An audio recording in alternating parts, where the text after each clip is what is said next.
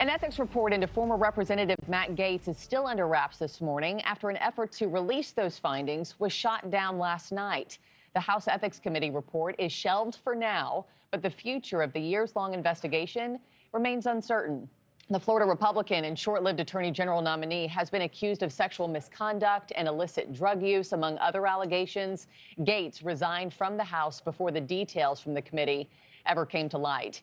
Joining me now is one of the prominent Democratic lawmakers pushing for the release of this report, Representative Steve Cohen of Tennessee.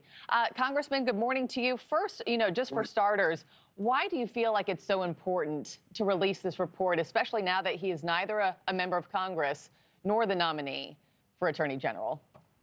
Well, reports have been released in the past on several occasions where the public had believed the Congress had a right to know after the investigation was over and after the congressman left the Congress.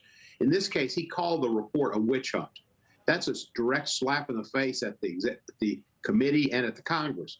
And I believe the report should be released to show that it was not a witch hunt, that it did contain what was alleged. And I believe it will show that, and I believe that Gaetz's resignation just hours before it's going to be released to try to stop it is indicative of the fact that it must contain matter that he doesn't want released.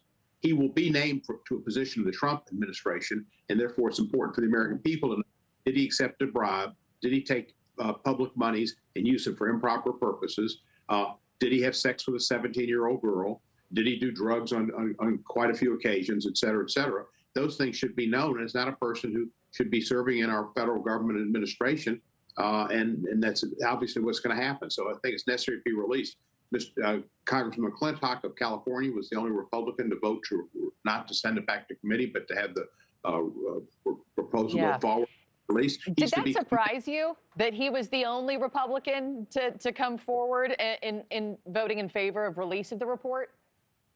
It didn't surprise me that he did it because he's a very straight shooter. He's a smart man, and he's an individual who will vote his conscience. What surprised me is that not another 10 or 12 would have. And it just shows that they're very under the thumb of Donald Trump, and they will refuse to do what the public wants. I think the public's in favor of this like 70% or 80% and want to know. They feel like they paid for the report. The report cost a lot of money. There's a lot of time and effort put into it, and it shows things that are important for the public to know about Gaetz and about Congress in general and about the Ethics Committee and our procedures. So do you ever think we'll see the findings from the Ethics Committee, and what's kind of your next course of action now after last night? Well, the Ethics Committee is going to meet again, and I talked to one of the members after the vote. He said that it's not over, so it's possible that it will be released by the Ethics Committee. It'll take one Republican released. It's 5 Democrats, 5 Republicans. The 5 Democrats, I think, want to release it.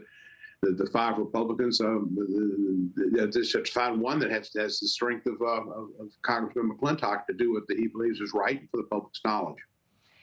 Lastly, before I let you go, I know you came out this week on Twitter talking about Pete Hegseth. I just wanted to get your take on that. You said he will not be defense secretary. President-elect Donald Trump just wrote on Truth Social a glowing endorsement of him. Do you change your tune at all now after the president just sent that out? No, I don't put a whole lot of credence in what the president says. He says what he's thinking at the moment and what he wants to say at the moment. But the fact is that there's much concern about his drinking, his inability to manage a small veterans affairs, veterans group that he was fired from and almost broke on profligate spending, and the sexual dalliance that he had in Monterey, California, and he paid the lady to not say anything about it. It all smells, and there's enough smell there that will not get through the Senate. Well, there's a lot going on Capitol Hill right now, and I know you have a lot on your plate, too. So, Congressman Steve Cohen, I appreciate a few minutes of your time on this Friday morning. Thank you, sir. Time for breakfast, something on my plate. It's time for breakfast. Yes, agreed. Thanks for watching, everybody. Go to joinnn.com to find NewsNation on your television provider. Also, don't forget to click that red subscribe button below to get more of NewsNation's fact-driven, unbiased coverage.